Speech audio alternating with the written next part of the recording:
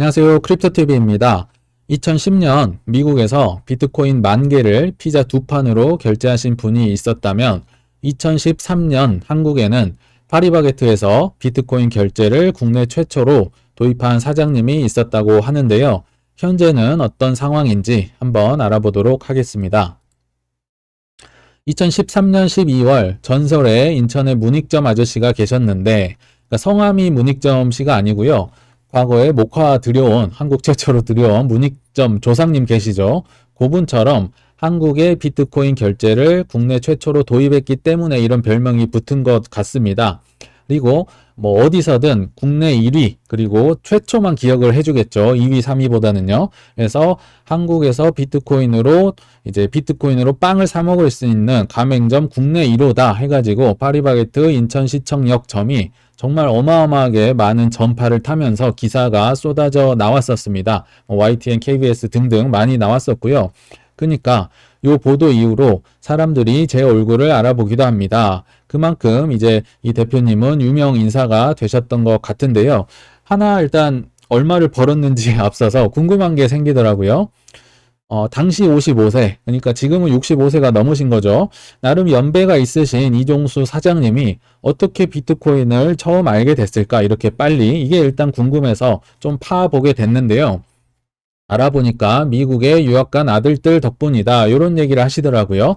근데 좀 더 파봤습니다. 다른 기사들을 많이 알아보니까 아드님이 두 분 계셨는데 첫째 아들은 IT 회사 연구소에서 앱 개발자로 일하고 계셨고요. 두 번째 아들은 이제 미국 뉴욕 시립대에서 금융을 전공했다. 그러니까 첫째 아들은 IT, 두 번째 아들은 금융. 어찌 보면 비트코인을 발굴하는데 좀 최적화된 그 전공이 아닌가 싶고요. 게다가 이제 사장님이 두 아들을 유학을 보냈으니까 아마도 유학비를 조금은 보내주지 않았을까 싶은데요. 아시다시피 스위프트를 통해서 달러를 보내면 뭐 느리기도 느리고 뭐 수수료도 많이 떼가고 굉장히 번거로웠겠죠. 그래서 필요에 의해서 비트코인을 좀 빨리 안 것도 아닌가 싶습니다. 근데 빨리 아는 것 자체로는 이런 걸 할 수가 없습니다. 왜냐하면 결제를 도입하는 곳이 아무 데도 없었기 때문에 뭐 물어볼 데가 없었던 거죠. 근데 아까 말씀드렸듯이 첫째 아들이 앱 개발을 하고 있어서 이렇게 비트코인 결제 시스템을 도입하자고 제안도 했고 결제 프로그램을 직접 만들어 줘 버렸습니다. 첫째 아들이요. 그래서 빵 이렇게 5,000원어치 사면 뭐 0.003539개 비트코인으로 결제 딱 누르면 한 8초 후에 결제가 됐다고 합니다. 그러니까 이런 여러 뭐 운과 조건이 맞아 떨어지면서 국내 최초 결제 가맹점이 나오지 않았나 생각이 들고요. 또 하나의 사건이 있었습니다. 우리 흔히 얘기할 때 4년 주기설 얘기하잖아요. 13년, 17년, 21년, 25년이 그래서 불장이 온다 얘기를 하는데 13년도에 무슨 일이 있었냐? 뭐 아시는 분은 아시겠지만 12년, 13년도에 뭐 그리스도 있었고요. 유럽에 여러 금융위기가 있었어요. 그때 당시 키프로스라는 굉장히 조그만 나라에서도 이제 금융위기가 왔었거든요. 그래서 부도위기에 키프로스가 몰리면서 이제 수요가 생겼습니다. 비트코인이 10불에서 1100불까지 급등하는 이게 몇 배인가요? 뭐 100배가 넘는 것 같네요. 어마어마한 이제 사건이 생겼었죠. 이런 사건이 생기니까 이런 기사들이 더 효과적으로 퍼져나가지 않았을까 싶고요. 그래서 좀 더 구체적으로 보시면요. 세금 피하자 키프로스 달금 비트코인 열풍. 키프로스는 또 조그만 나라인데 유명했던 게 조세 회피처였어요. 조세 회피처란 말은 세금을 조금 그 많이 때리지 않고, 그러니까 사람들이 투자를 해야 되니까 세금 뭐 재산세가 없다든지 굉장히 관대하게 해줬겠죠. 그래서 유명했던 키프로스인데요. 여기에 금융위기가 왔습니다. 그러면 다들 아시겠지만 IMF가 찾아왔겠죠.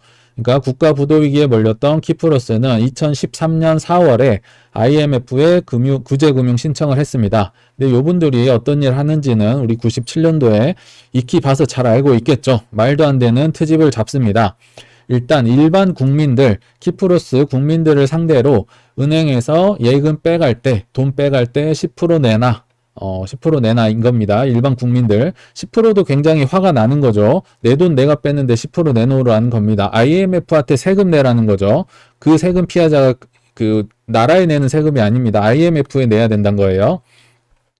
게다가 이제 재정 건전화를 위해 은행 예금의 40%에 달하는 세금을 물렸다. 이건 무슨 얘기냐면요. 일반 국민이 10%고요. 당시 한 10만 유로? 그러니까 한 1억, 한 2, 3천이 넘어가면 넘어가는 돈을 빼는 사람한테는 40% 세금 물리겠다. 이게 내 은행에서 내 돈 빼는데 40% 떼고 가져가라. 이 얘기를 하는 거죠. 이게 말이 됩니까? 그러니까 당연히 키프로스 은행들 뱅크런 맞고 최대 규모 은행들 문 닫고 조세 회피처라고 사실 여러 외국인들이 여기에 돈을 맡겨놨을 거잖아요. 그 중에서도 러시아 부자들이 많았다고 하는데 해외에 그냥 키프로스에 많은 돈을 맡겨놓은 러시아 부자들이 당연히 직격탄을 맞고 굉장히 짜증이 났겠죠. 내 돈을 맡겼는데 40% 내놓고 가라. 그러니까 이 은행들 못 믿겠다 하고 비트코인의 수요가 팍 올라간 겁니다. 10불에서 1100불까지 올라갔고요. 근데요, 하나 재밌는 건 이게 10년 전 얘기거든요.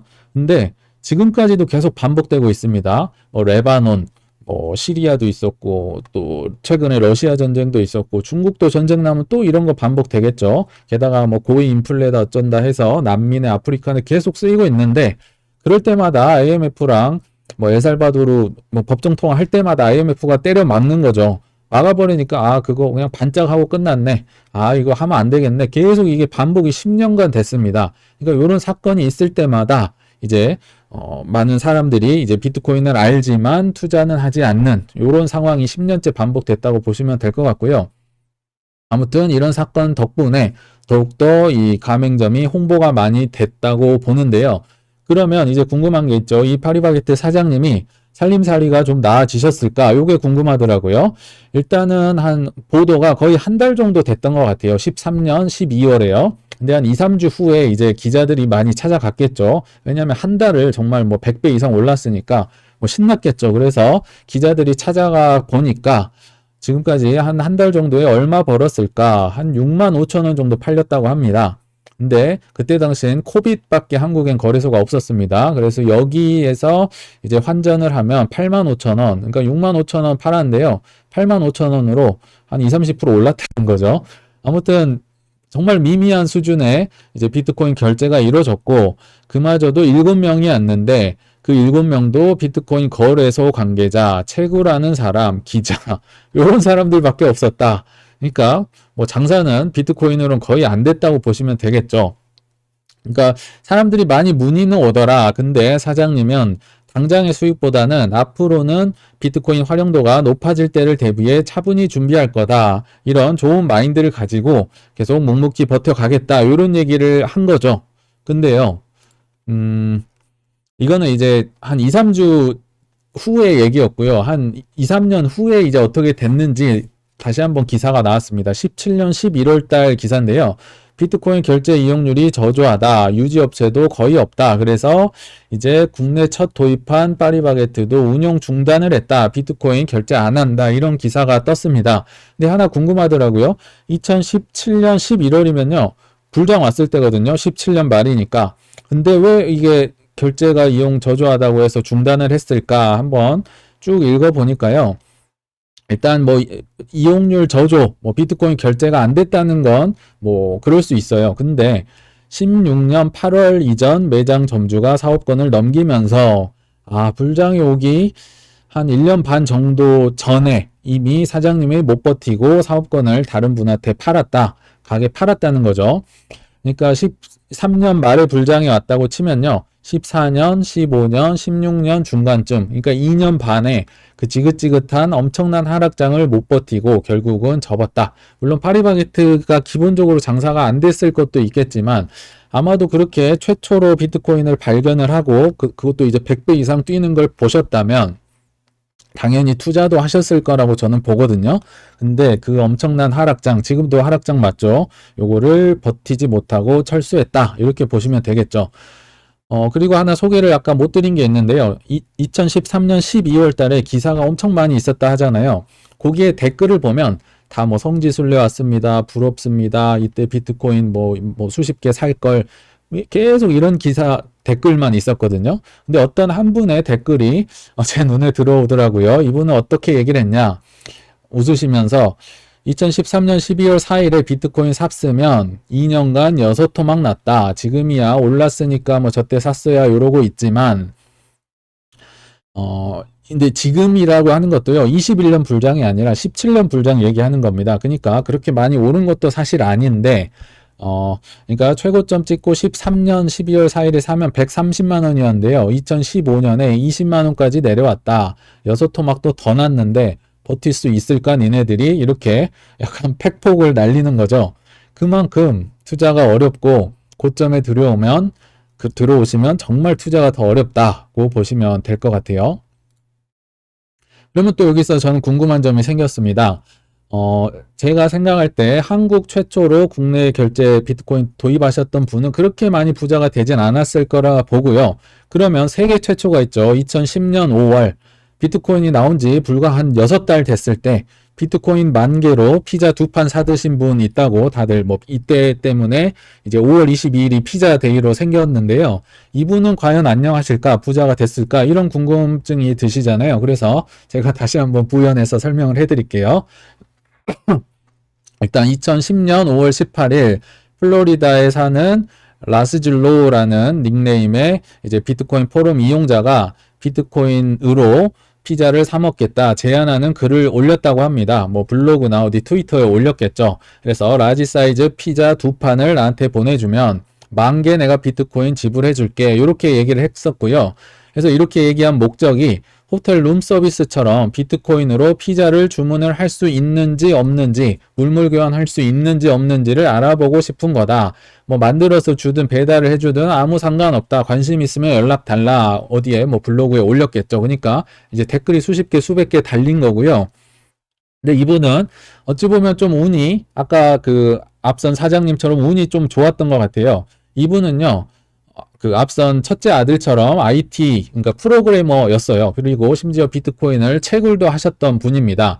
그러니까 그때 당시 되게 특이하게도 나카모토 사토시랑도 이메일을 주고받는 사이였어요. 그냥 공동 뭐 개발자, 채굴자라고 할까요? 그러니까 이때 당시에는 뭐 비트코인이 거래소도 없을 당시고 돈이 될 수도 없는 상황이었으니까 이제 서로 그때 당시 소수 거래자들끼리 개발자들끼리 이렇게 연락을 주고받았는데 나카모토 사토시가 이런 조언을 했다고 합니다. 이제 라스줄로가요, 좀 머리가 좋아서 CPU를 통해서 예를 들어 하루에 비트코인을 2개씩 블록을 원래 속도가 2개 채굴할 수 있는 속도인데 GPU를 통해서 하루에 20개를 채굴할 수 있게 개발을 뭔가 업그레이드를 했다고 합니다. 그러니까 채굴을 많이 하는 건 좋죠. 근데 사토시가 하는 말이 컴퓨터 앞에만 앉아서 아무것도 하지 말고 비트코인만 계속 채굴하는 게 무슨 도움이 있냐.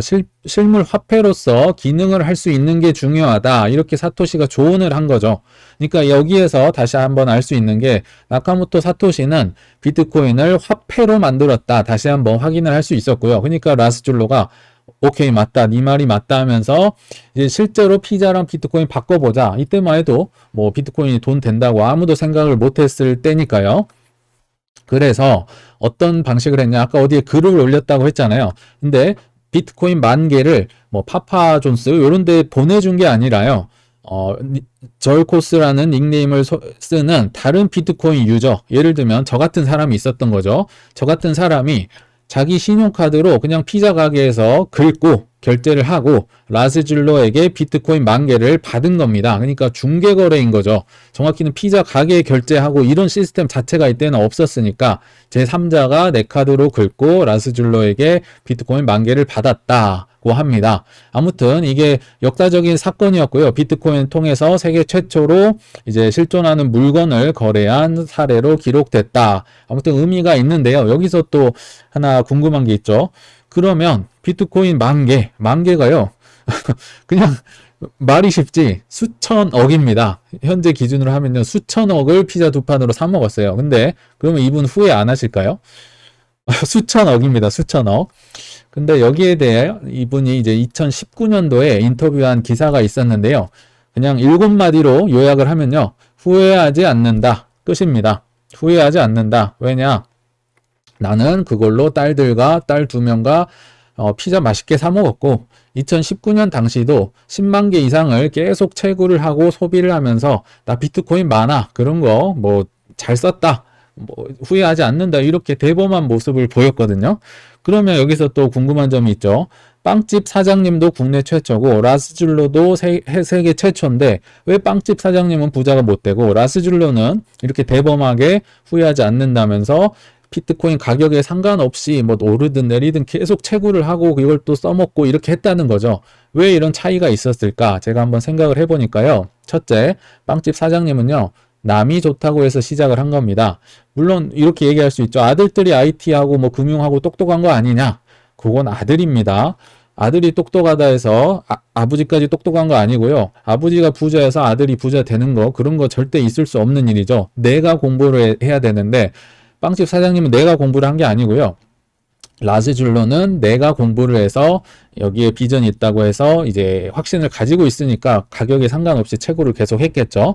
두 번째, 하락장에 대한 준비가 좀 많이 부족했던 것 같습니다. 그러니까 제 생각은 투자는 반드시 한두 번 실패를 하고 이제 성공이 찾아온다고 보거든요. 뭐 코스톨라니도 얘기했지만, 근데 빵집 사장님은 그런 투자에 대한 실패 경험이 좀 없었던 것 같아요. 그래서 하락장 자체를 아예 생각을 하지 않았을까, 못했었다는 생각이 들고요. 세 번째, 이건 조금 운도 작용을 해야 되는데 그 분야에 성공한 멘토 친구가 빵집 사장님은 없었고요. 라스줄로는 있었습니다.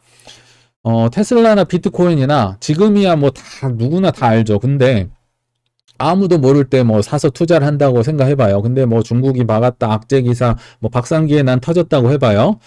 물어볼 데가 없어요. 이거 좋은 거예요? 이거 믿을만 한 거예요? 물어볼 데가 없다는 게 정말 힘든 거죠. 근데 라스줄로는 아까 보셔서 아시겠지만 운 좋게 뭐 나카모토 사토시랑 연락을 하니까 뭐 비트코인의 비전과 뭐 계획과 앞으로 어떻게 발전할 거다 이런 걸 이제 계속 수시로 이렇게 왔다 갔다 했겠죠. 그러니까 좀 운이 좋은 케이스고요. 어찌됐든 성공한 멘토가 없으면 참 물어볼 데도 없고 투자가 힘든 것 같습니다.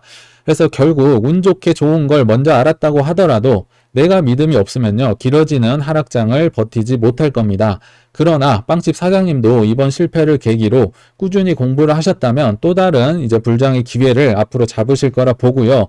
계속 얘기 드리지만 남 앞에서 내 종목에 대한 투자 이유를 5분 이상 얘기하지 못한다면 또는 남한테 물어본다면 불장은 남 좋은 일 시키는 파티라는 거를 꼭 기억하셨으면 좋겠습니다. 시청 감사합니다.